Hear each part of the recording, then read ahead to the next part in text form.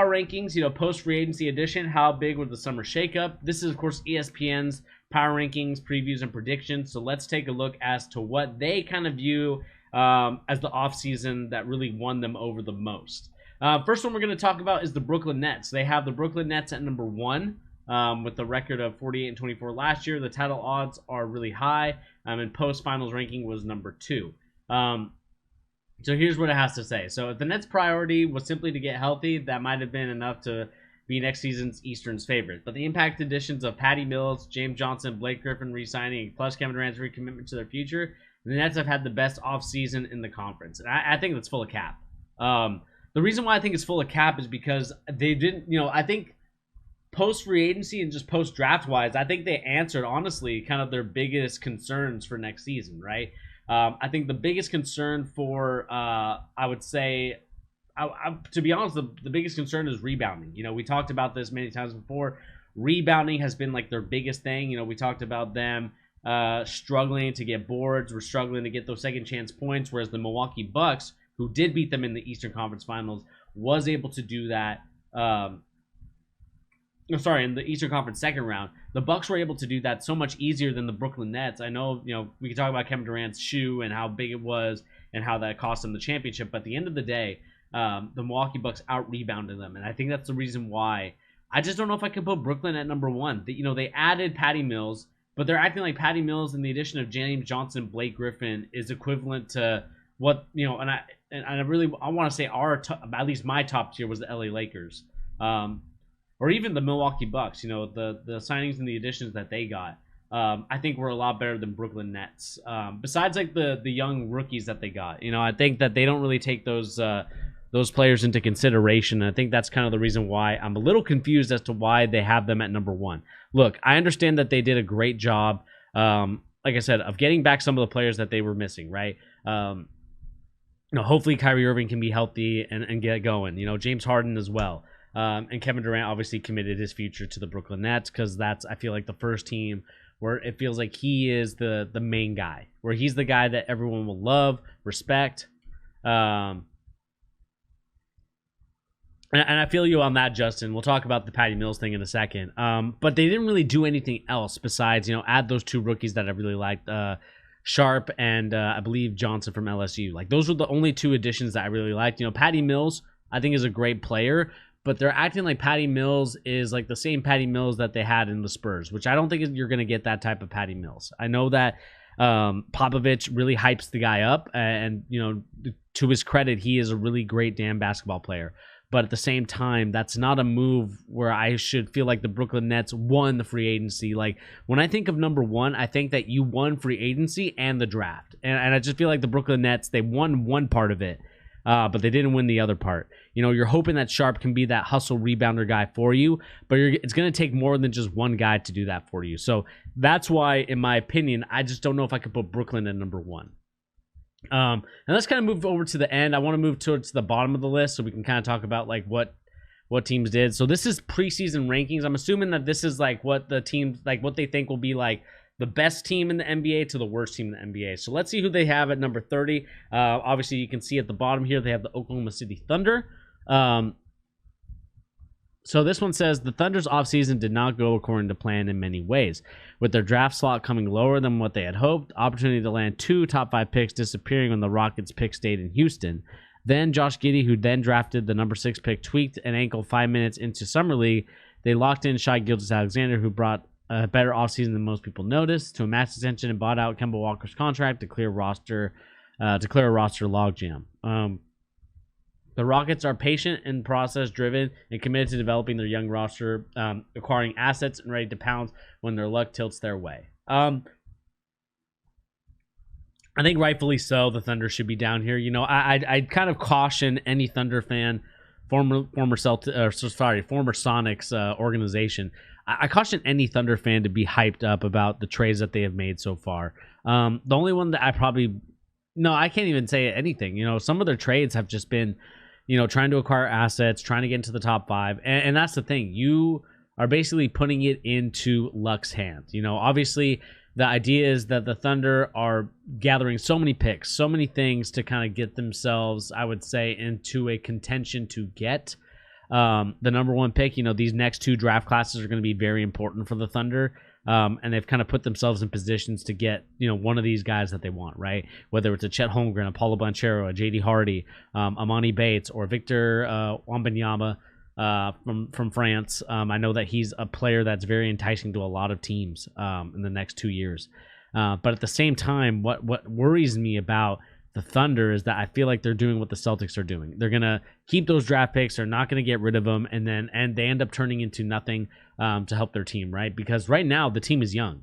And unless you feel like you're going to be able to get one of those top guys, which is looking like they possibly could get one of those top guys,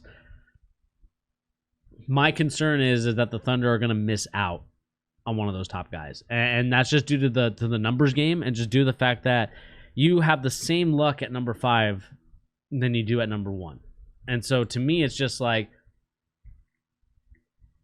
those draft picks aren't going to play, right? Those draft picks aren't, the picks themselves aren't playing for you. It's the players that you pick from those draft picks. But the question is like, can they get a top 4 draft pick? Like, can they get into that type of contention? Whereas I feel like I'm not sure if I believe at this point that they can do that. I look at it and I just think that the Thunder are probably going to be one of the worst teams in the NBA just to make sure that they do acquire that asset of, like I said, a Chet Holmgren, Apollo, JD Hardy, Amani Bates. I know that there's so many guys out there that teams are really looking at to get. And that's my concern with the team like the Oklahoma City Thunder, where I feel like they're really concerning me that they're going to make some really bad moves this coming season. It just reeks of Boston Celtics. And this isn't me to be like, oh, another team doing the same thing the Boston Celtics do. No, I'm worried about the Oklahoma City Thunder just from this standpoint. I'm not really a big Josh Giddey guy. I think he's going to be an okay player in the league.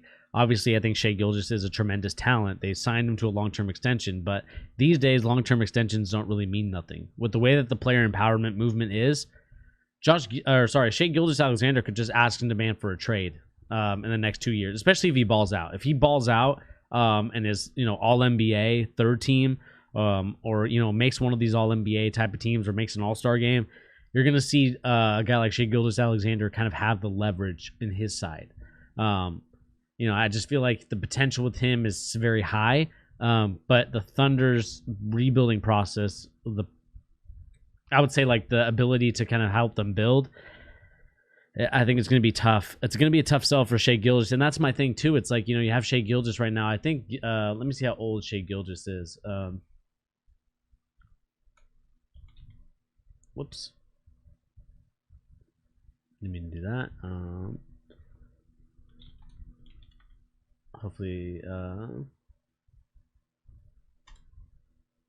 let's see here. Guess that's something else. Let's do just Alexander NBA, and see how old he is. Right now he's 23 years old, and my concern, could you see Oklahoma City losing their franchise outright, or could you see them move? No, I don't think they're going to lose their franchise. I think the way that they made a huge deal about them moving to Oklahoma City, there's no way that the NBA can turn back and say, like, we made a mistake in moving them from Seattle. As painful as it is to say as a Seattleite, they don't care. To me, like, the NBA is just looking to really appease, what's his name? Bennett, the owner of the franchise. Like, Oklahoma City Thunder is not a big franchise in terms of, I would say, like, stature and, kind of recognition. Obviously, the Sonics was kind of their recognition. But as we kind of continue to monitor the situation, I just think that it'd be hard for the NBA to say, like, yeah, we made a mistake moving this team to Oklahoma City. And so you're going to see them kind of continue on keeping that franchise. I don't think they're going to move anywhere. I think you're going to get 2 new franchises, one in Seattle and I think one in Vegas. Does Vegas deserve that? I'm not sure. So we'll see. We'll see how that goes. But nevertheless, kind of going back to Shai Gilgeous-Alexander, you can tell Shai Gilgeous-Alexander, if you guys can see, he is 23 years old. And the problem is, and my issue with the way that they're kind of building for the future is that, yes, you have Shai Gilgeous-Alexander, who's 23 years old at the moment.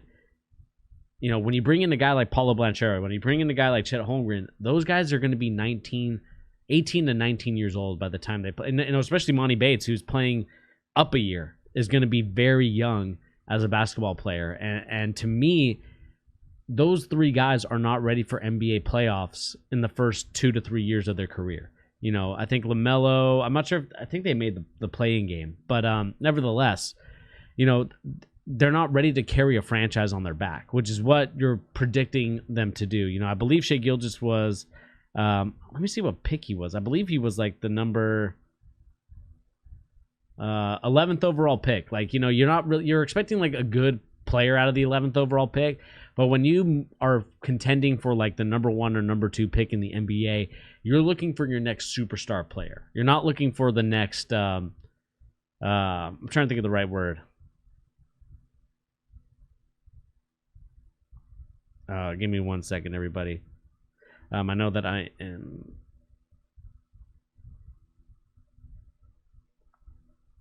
Give me 1 second. All right.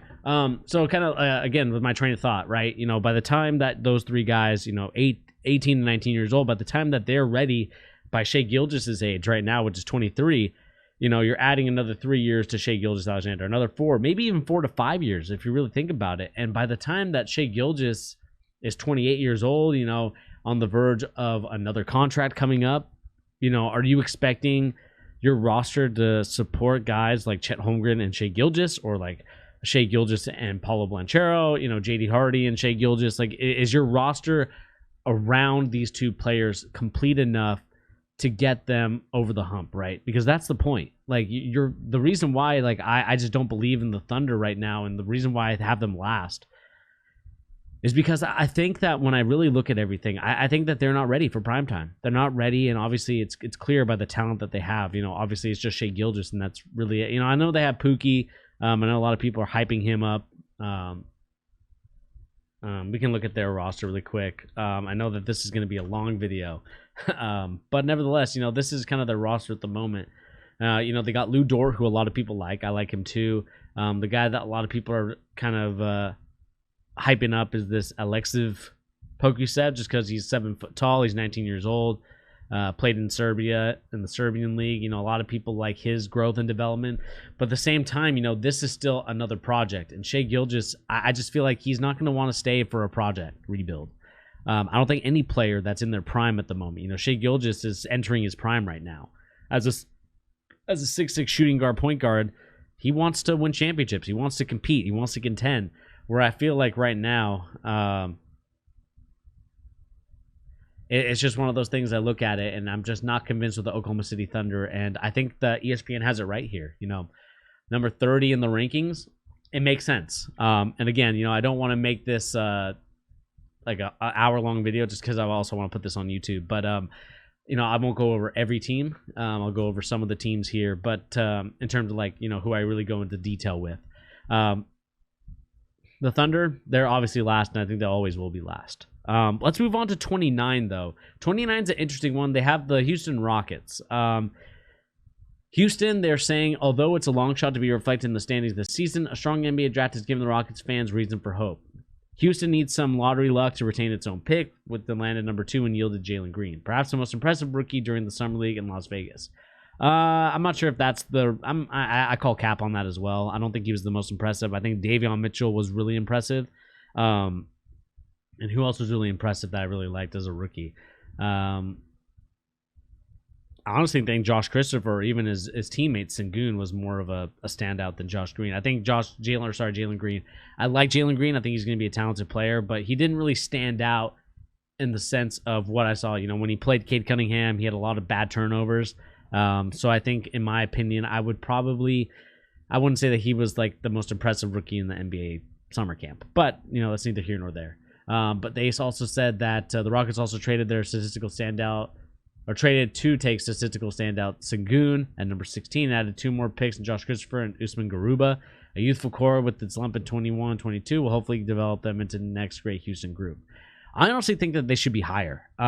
I think that adding those 2 guys, I think adding those players as rookies is very underrated. And I don't know, I want to look at the teams that are ahead of them right now. You got the Orlando Magic. I don't really like their roster the way it's composed right now. Besides Jalen Suggs and Wagner, and even Cole Anthony, I could kind of put in there. The other guys, it's just, to me, it's like I just feel like Houston should be above a couple of these guys. They definitely should be above Cleveland. They definitely should probably be above Detroit and above Minnesota.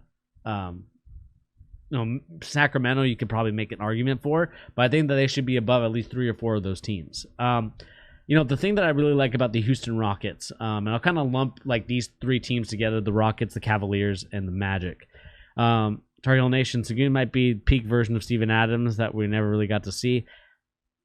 I think Steve Adams was too traditional. I feel like Sengun is going to be more of a I'm trying to think of the right word. He's going to be more hybrid. I think he's going to be like what we see with guys like Jokic and what we see with guys like Embiid or even Jaren Jackson Jr. for that matter. Just like hybrid bigs are able to just also take the ball off the dribble, where I feel like Steven Adams is not able to do that even right now in his career. Like right now, Steven Adams is just one of those guys that is just like, yeah, we like what we're doing here. Kind of more traditional back to the back center, where, like I said, I feel like Sengun is more of that like hybrid. Like he could also be back to the back, but also straight up face up somebody.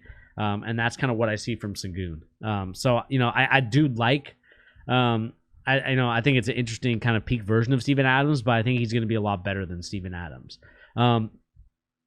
I just think that their draft alone, plus they still have John Wall, they still have a lot of the veteran players. They have Kevin Porter Jr., who they failed to mention in this sort of article that they're writing here.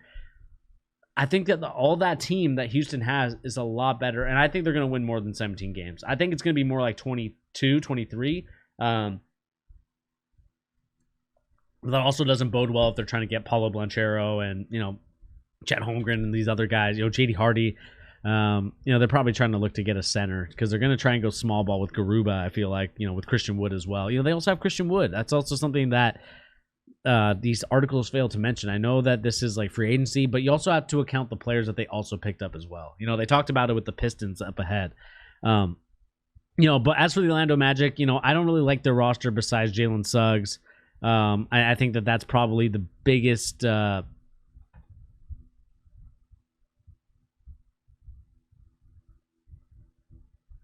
give me 1 second.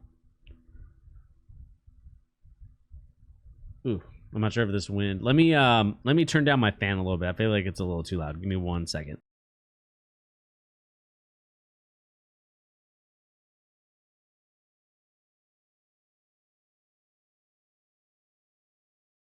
Sorry about that for my YouTube people out there. But nevertheless, the Orlando Magic, I think that they are a good roster. I like what I'm seeing from them. But at the same time, it's like, what can we really expect from Jonathan Isaac returning from that knee injury? Markelle Fultz, are we going to get like a good Markelle Fultz coming into the season? That is also something that I'm concerned with as someone who really like this Orlando Magic team. I think Suggs is going to take them a little bit further than I think a lot of people are expecting, just due to the fact that I think it's also the Eastern Conference. I think Jalen Suggs fell to a perfect position. I think an even more perfect position, honestly, would have been the Toronto Raptors. But I think you have future all-star type of talent in Jalen Suggs, where I feel like with the Toronto Raptors, who I believe are ranked a little bit higher than them, they're ranked like top 20, if I'm not mistaken. Yeah, in the 20. I just feel, depending on what happens with Pascal Siakam, I just feel like that would have been a much better opportunity for him to kind of show out and ball out with that roster, where I feel like a guy that they got in the Florida State kid, I can't remember his name. Scotty Barnes. There we go. Scotty Barnes. Like, when you look at a guy like Scotty Barnes as kind of like the guy that you brought in, that to me is where I start to kind of fall out of favor with the team like that, just due to the fact that it's like, I feel like Scotty Barnes is going to be a good player. He's probably going to make like a couple All-Stars, where I feel like Jalen Suggs could be All-NBA with his talent and the way that he plays the game with so much passion.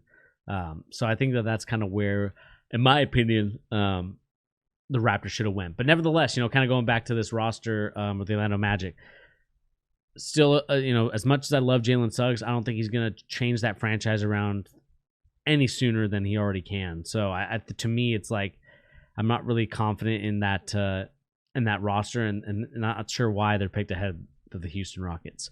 Cleveland Cavaliers, they landed Mobley with a 3 pick. They also have Jarrett Allen. That's something that a lot of teams, and I think us as fans, are going to question whether or not those two guys can coexist with one another. Chance of making it back to the postseason? Yeah, no, I don't think so. They said it will hinge upon Colin Sexton, Darius Garland, and Isaac Okoro's continued development. The team's developing a defensive identity after ranking 25th in defensive efficiency a season ago. Yeah, I'm sorry. That team is just not good enough for prime time. It's not good enough to even be a playoff contending team or even in the play-in game that they're continuing to add to the NBA.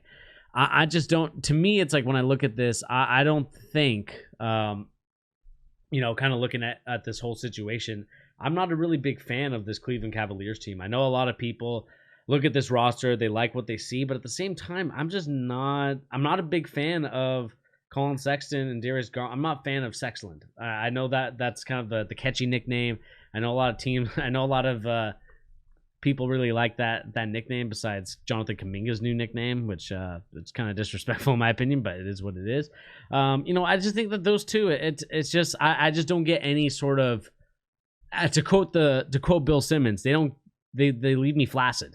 It's just like it's not a roster where I'm like excited about the Cleveland Cavaliers roster. I know that everyone's really hyped up with Evan Mobley, but Evan Mobley is not one of those centers that's going to be a game changer. Where I feel like guys like a Jalen Suggs or a Cade Cunningham or even a Jalen Greene, like all those three guys, I feel like can be game changing, franchise changing players. Where I feel like Evan Mobley is more so of a complimentary player. Maybe more towards like the Chris Bosh, which is nothing wrong with that. Chris Bosh had a very successful, obviously Hall of Fame career. But I just don't see it with Evan Mobley. I know a lot of people are, my boy Pete, who will be on the stream next week, he's a huge Evan Mobley fan. I just don't see it, man. I don't see it. I just think that it's one of those things that I just look at and I'm just like, I think they're going to be a okay team, but they're not going to be a great team. And they're looking to trade, obviously, Larry Nance Jr., which, again, they failed just to mention all the stuff in free agency and just kind of like the rumors of their own players. Let's talk about number 26, the Detroit Pistons, just because they did get Cade Cunningham.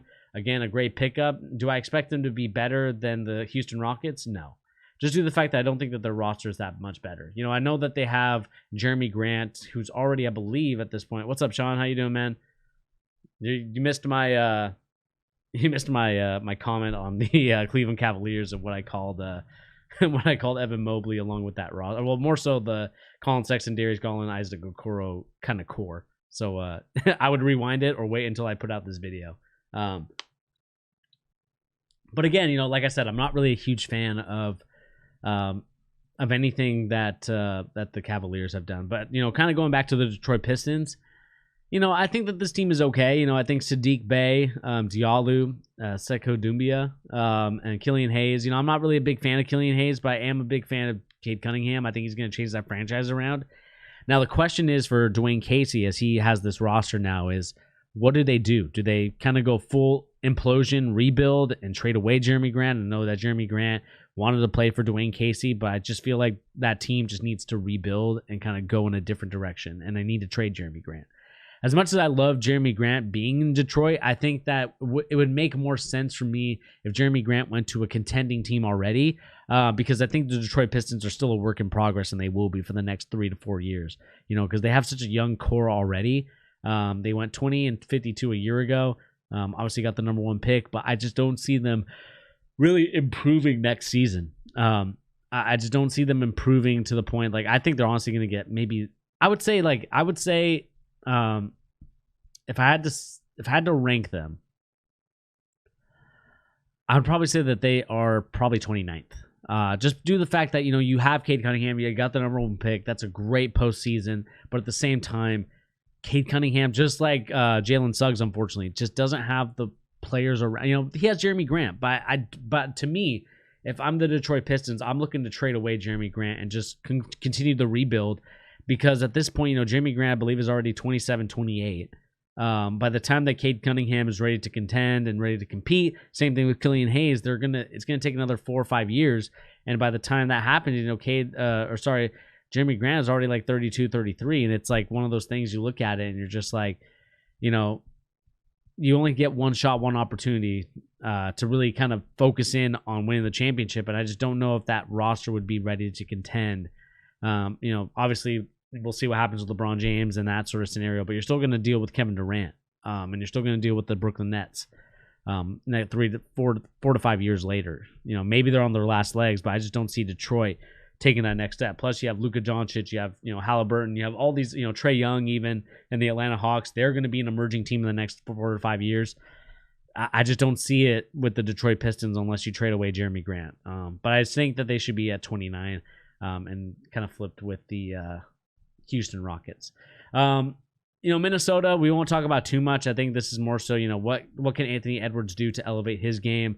And also, to be honest with you, what can Karl Anthony Towns do to develop his game? As much as I love the guy, as much as I think that he's a great center, he hasn't really improved as a player. Just like I criticized Ben Simmons, I should be keeping the same energy towards Cat. I haven't seen much improvement since his rookie year. He's been improving in some areas, but I want him to be a total complete center, kind of Joel Embiid-esque. And I wish that Karl Anthony Towns, would go under the wing of Joel Embiid or a Jokic and kind of learn under their tutelage so that he can kind of pick up some new moves. I wish Hakeem Olajuwon was a little bit younger so he could teach Karl Anthony Towns some of these moves, because right now, like I said, I'm not too impressed with Minnesota at the moment. They didn't really do too much. They got a new coach, Chris Finch. I'm not sure if that's going to be a disaster class. And at 25, I think that's a little too high for them. Sacramento Kings, they got probably one of the best pickups that I've seen in a while. I think Davion Mitchell going to be wreaking havoc in the league with his defense. Going to be, I think he's going to be a better version of Tony Allen. And Tony Allen was a pretty damn good defender, but you're going to see I would say you're going to see a pretty solid player in Davion Mitchell. Now, is he going to win Rookie of the Year?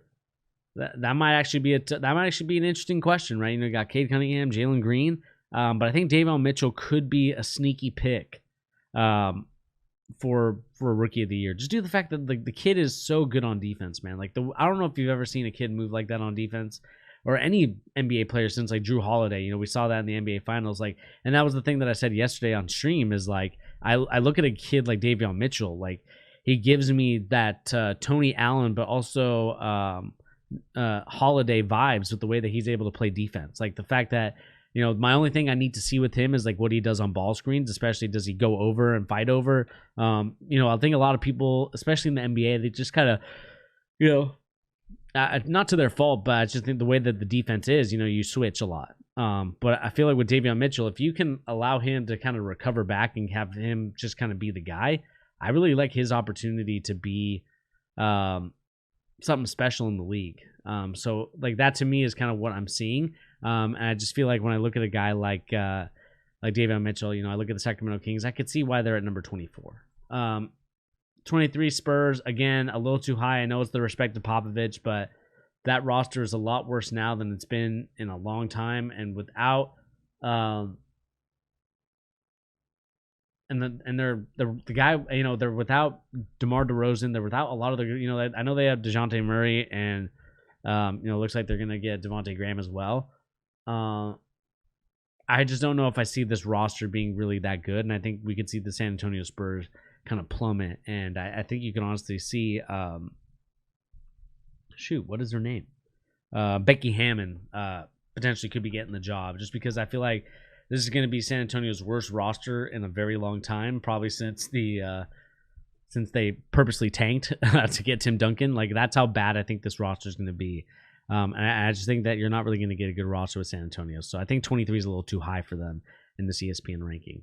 22, you got the New Orleans Pelicans. We'll talk about them a little bit. Devontae Graham went to the Pelicans, not the Spurs. I was looking at the wrong thing. Again, they got, just to kind of go back to the Spurs, they also got Zach Collins, who, I look at it and I could definitely see some concerns with that. It's kind of like a low risk, high reward type of talent as well. Zach Collins had a lot of promise in his years at Gonzaga, but just never lived up to those expectations. So I would love to see Zach Collins kind of get back to that. But we'll see. Injuries for him has kind of been his kryptonite for his NBA career. But going to the Pelicans, they signed Devontae Graham. They got Jonas Valanciunas. I think Jonas Valanciunas, very underrated center. But the problem is that they just continuously revolve around new point guards each and every year. And the fact that they lost Lonzo Ball for absolutely nothing, to me, is an insult to Zion. Zion is a very talented player. Brandon Ingram's also a player that is growing and developing. And the fact that like they didn't really do much in the offseason. Like I said, they got Devontae Graham. They got Garrett Temple. Sandaransky. Like those aren't like picks that excite me. Those aren't pickups that excite me. And I just feel like, they're going backwards in my opinion, where I feel like the Pelicans should have been going forward. They go backwards. They lost Lonzo Ball. Zion Williamson is reportedly not happy. And it just shows you how poorly ran the Pelicans are. And, I just don't think that anybody can be mad at Anthony Davis for leaving the Pelicans organization when you don't get a commitment from them at all. Like, you don't get a commitment from the owner. I believe it's the old GM for the Cavaliers. I can't remember his name. The guy that was with LeBron James. It's not Kobe Altman. But whoever the other guy was with LeBron James, like it's absolute trash. I hope Willie Green kind of revitalizes that movement with the young core. But my concern is that because now you lost another star player in Lonzo Ball, now you have you have Brandon Ingram and you have Zion Williamson. Are those two guys good enough to get you to the promised land of the play-in game or even the playoffs for that matter? Even the play-in game, I think that's a concern for me. It's like, do they have enough weapons to get them there? I'm not so sure if they do. I think the concern for me is, losing a guy in Lonzo Ball, does that really hurt them? And I think it does, because now you're without like a star player. You're without someone that can help you in many certain ways. And so for me, I got to put the Pelicans at a lower, I got to put them lower, man. Like I got to put them at like 24, 25. Just due to the fact that like I haven't seen much improvement, and I know the guys that they brought in are going to be good players, but shooting still continues to be their problem. And they got another type of point guard, and it just seems like they're never satisfied with whatever point guard that they have. Wizards at 21. I know this is probably going to upset Sean. I think he thinks that they should be a little bit better. Obviously, you lost Russell Westbrook, but you bring in KCP, Trez, and Kuzma, and also you bring back. You get Dinwiddie and Aaron Gordon, which I really like the pickup of Aaron Holiday. And again, Bradley Beal. This is, to me, is a very young core of players. My concern is, are these guys ready for prime time? Like for me, this is, you have Kyle Kuzma, who's a little bit older of a player. You got Spencer Dinwiddie, older of a player. Bradley Beal obviously being 28 years old, but are the younger guys, like the Kisperts and the other guys that they brought in, are those guys going to be ready to contend and kind of get a playoff spot? I think that the East is getting only harder from here. I know that a lot of people like to say, oh, the East is easy, but it's honestly getting harder. You can tell by the way that there is some great movement from a lot of these teams. And I just think that when you look at everything, I think the Wizards, they should be ranked a little bit higher just due to the fact that you brought in Spencer Dinwiddie, which was their weakest point at this before they signed him. So I think that I honestly would have him in the top 18 in my opinion. Now, Chicago is an interesting one. We talked about them, adding Lonzo Ball, DeMar DeRozan, Caruso to kind of help out with Zach LaVine, and they also, still had Vucevic from last year. This to me is going to be a very interesting team, just due to the fact that you have a lot of people kind of my boy Pete's not convinced with this team, and I'm not convinced to a certain degree. I think Zach LaVine's a great player, but the DeMar DeRozan contract, is that going to come to bite them in the butt?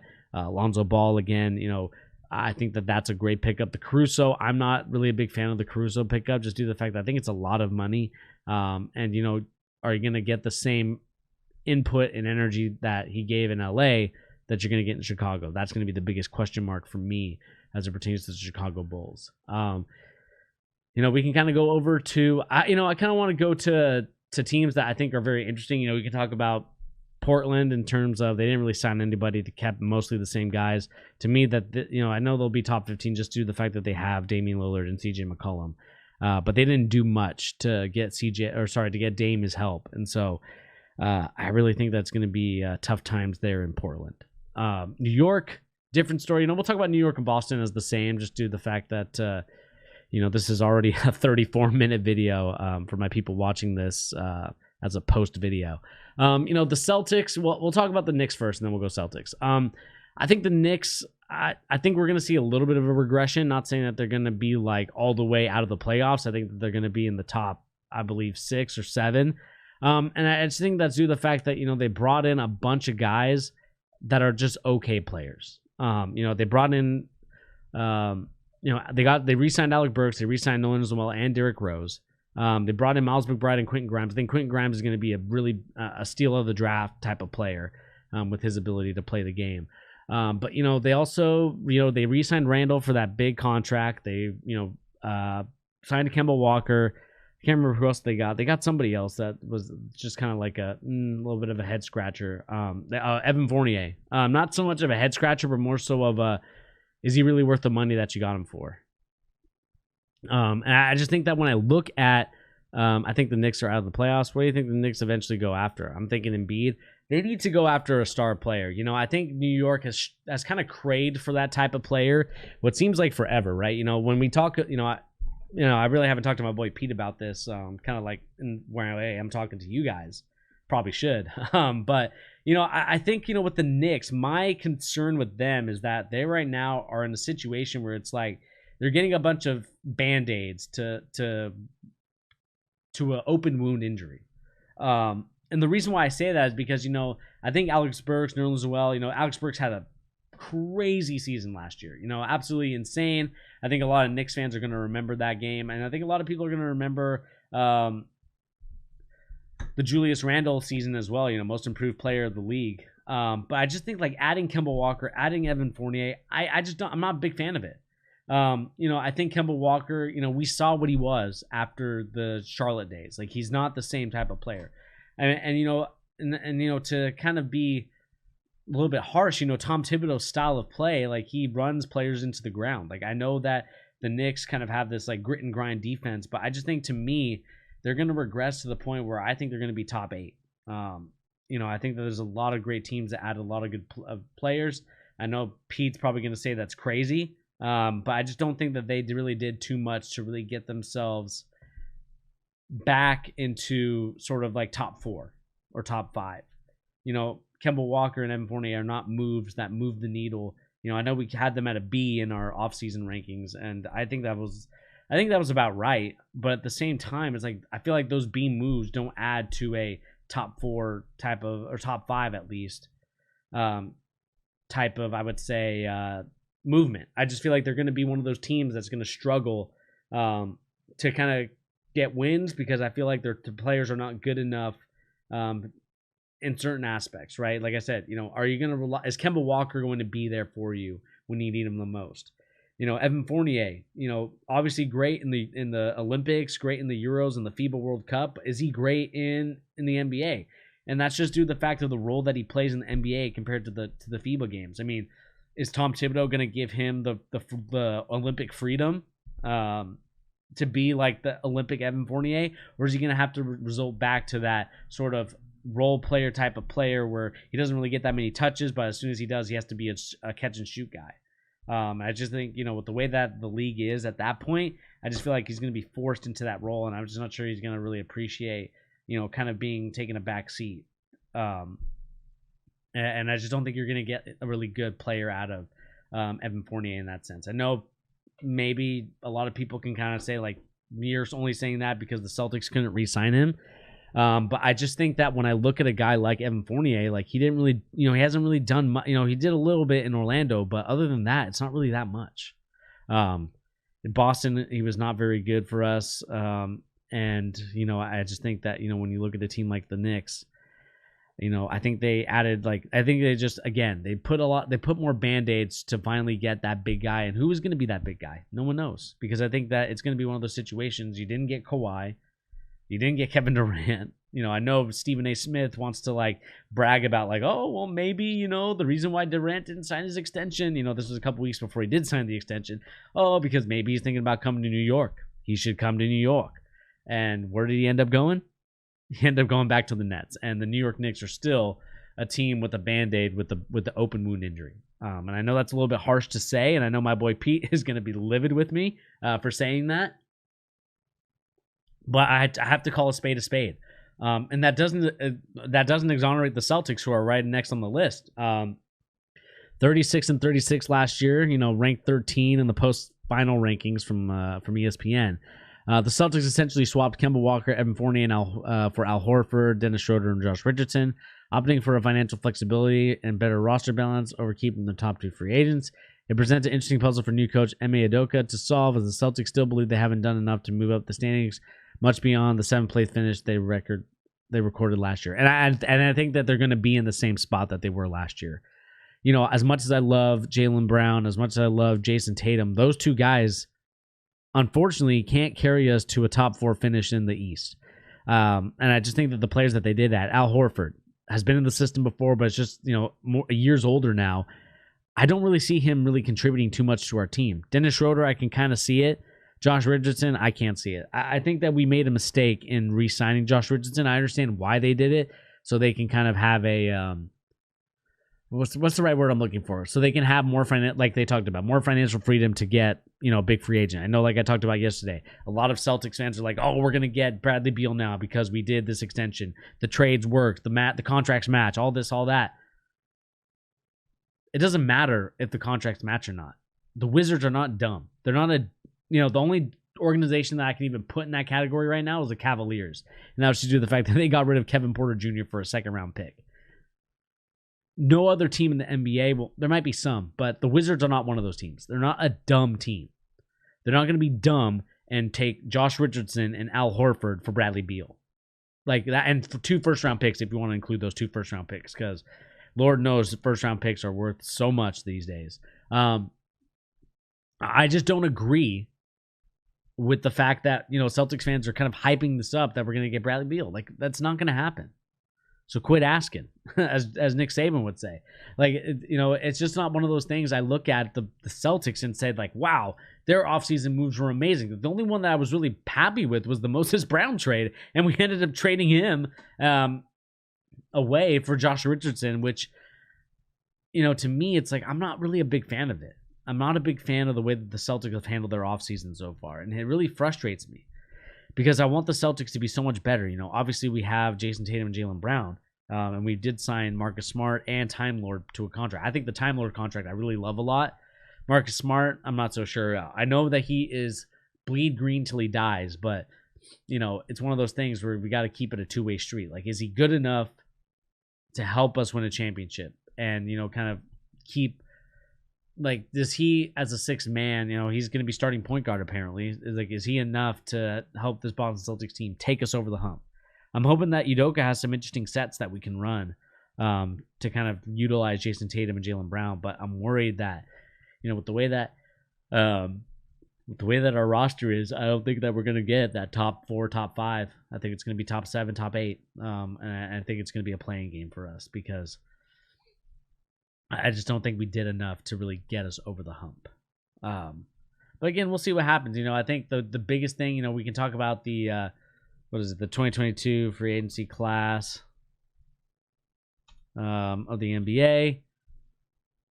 And I can kind of tell you guys who those free agents are. You know, you have John Wall, James Harden, Russell Westbrook, Kyrie Irving, Gary Harris, Aaron Gordon, Zach LaVine, Goran Dragic, Iguodala, Valanciunas, Thaddeus Young, you know, Patrick Beverley. I mean, there's not a lot of, I would say, guys that you can look at here. Like, the only one that you could say maybe is Kyrie Irving, and, you know, it depends on what he does. But in terms of, like, young guys, you know, there's not really a lot of young guys right now on this roster. Like, you know, Anthony Edwards obviously going to sign his contract. Zion Williamson going to sign his contract. But other than that, there's not really much free agency movement. You know, you look at guys, you know, Jared Jackson Jr. going to be a restricted free agent. Kind of look at the unrestricted free agents for next year. TJ Warren, 29 years old already. That, you know, it's just like that's not really worth other than I think a contending team to try and get him. Derek Jones Jr. Yeah, that one's okay. I mean, I guess, you know, Tyus Jones, Rajon Rondo, Dennis Schroeder, Bruce Brown Jr. I mean, there's a lot of guys that are going to be unrestricted free agents, but no one on this list, to be honest with you, that excites anybody. And it just kind of goes to show you that I don't think that they did their due diligence when trying to go after free agents. And they're not going to go, I think, Embiid, but it's going to be Embiid, like, past his prime. Like, that's the only way I see that the Knicks get Embiid is if it's past his prime. Obviously, he signed that big contract with the 76ers. You know, I think that they're going to As much as I would love, I think Embiid would be a good fit in New York because I feel like he fits that culture.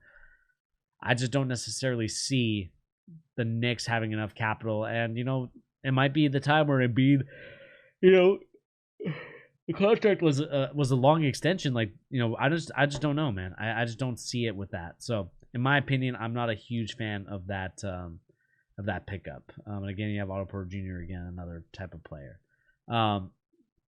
Just to kind of go back to our list here really quick. Like I said, Golden State at 12. I think that they are top 15 just due to the fact that I think they didn't really make moves to make themselves better.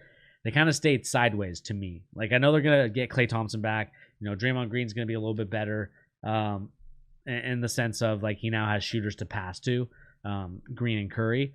Curry and Thompson. But at the same time, I just don't know if those are enough moves to help this team really get over the hump. And I just think that, they're going to be top 15 to me just due to the fact that, is James Wiseman going to improve?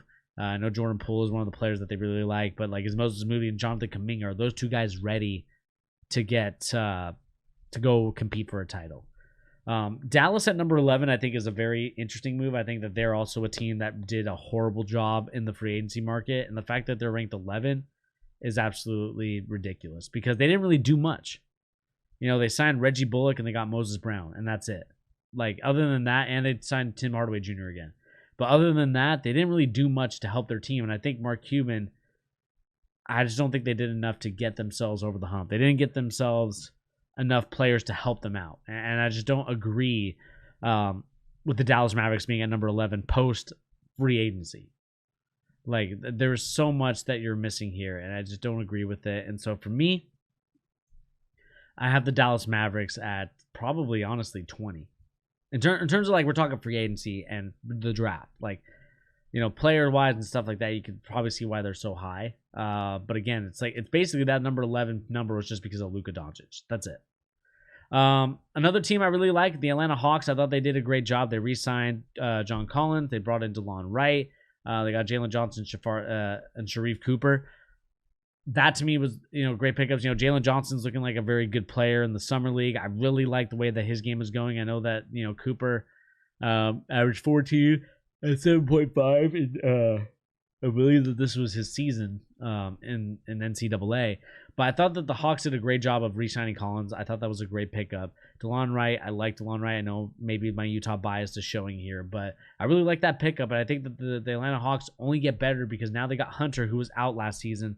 And I think that they're ready to contend for an NBA championship. I know a lot of people are putting them a little bit lower, or they're disrespecting them a little bit. But I think that this is a really good freaking team. And the fact that they're getting overlooked is crazy to me. I think that they're so much better than I think a lot of teams are really looking at. Again, number 6 for the 76ers. The only reason why I think I see that is just because they re-signed Joel Embiid, but they're not the top 16. I know that they play well in the regular season, but this is like, if we're talking like moves, and maybe our ranking list, if you guys haven't checked it out, we made a video on it, but we also have it on Twitter as well. I can kind of show you guys where we're leaning towards. Like, this was our list that we had. Like, we had our NBA offseason rankings of, like, who had the best offseason, which I feel like that's what ESPN should be doing. But again, Ben Simmons to me doesn't make them a top 16. Like, it makes them like a top 10 team, but not top 6. Like, when you're thinking 6, like, these are teams that could potentially go for the NBA championship, where I feel like they just aren't there yet at the moment. Jazz, they kind of just are keeping the same course, so not really much to talk about them.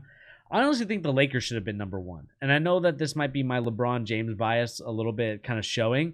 But at the same time, you look at this Lakers team, they added so many great players, right? They added Russell Westbrook, Hall of Fame, All-Star caliber player. They added Dwight Howard. They added Carmelo Anthony. They added a lot of, like, Kendrick Nunn. They've added so many other guys to this roster. To me, and they got Dwight Howard back. Like, this to me, it's like you got 6 Hall of Famers potentially on their roster. And the fact that they're not number 1 is crazy to me. And even Milwaukee at number 2, I could kind of see it. They got PJ Tucker. We talked about this with my boy Pete. They also signed Bobby Portis as well. But to me, like, when I look at the LA Lakers, like, I am really thinking that they should be number 1. They added so many great players. They added so many great role players as well, players that can get their own shots. to me, I think the Lakers should be number one. And I don't care what anybody says. Like, that to me is probably where, if we're looking at these NBA offseason kind of like what they say it is, post free agency edition, like, what team is number one, all this stuff. I think the Lakers should be number one, in my opinion. I feel like they added so many more players. And you can talk about like being healthy for the Brooklyn Nets. Yeah, that's cute and all. But at the same time, they still lost to the Milwaukee Bucks. And until the Brooklyn Nets can win a game against them in a 4-game series, I would honestly put Milwaukee ahead of Brooklyn. And there's maybe not just I know a lot of people are gonna be like, oh well, that sounds like you're a Brooklyn hater, you're like a Durant hater. I don't hate Durant. I actually love Durant. But I just don't think that their moves help Durant, Kyrie, and James Harden in any sense, in my opinion. But the Lakers, they did a lot of things to add to help AD and LeBron. AD, can you rely on him to be a 82 game guy? Probably not. So you brought in a lot of these other players to kind of help provide the scoring load, so that way AD doesn't overexert himself and doesn't hurt himself. And so to me, that's why I should have the Lakers at number one. But let me know in the comment section down below, what do you guys think about the LA Lakers being number 3? And also, what do you guys think of this rankings? I know we kind of went into details with some teams, not every team. So I do apologize if your team was not mentioned. But leave it in the comment section down below. How do you felt your team did in the, I would say, post-free agency edition of ESPN's rankings? Do you agree with them? Do you disagree with them? Let me know in the comment section down below.